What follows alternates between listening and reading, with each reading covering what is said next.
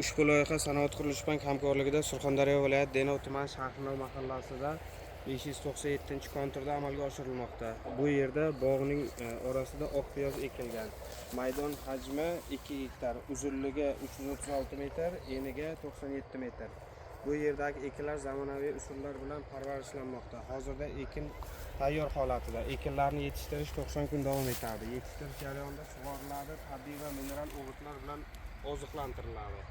Ushbu loyihaga 9 ta dehqon xo'jaliklari biriktirilgan. Har bir dehqon xo'jaligi uchun o'rtacha 0,22 sotikdan yer maydoni to'g'ri keladi. Loyihani samarali amalga oshirish uchun lider tadbirkor Chontosh Agro Eksport tomorqa xizmati MChJ ishlab chiqarish kooperativi biriktirilgan.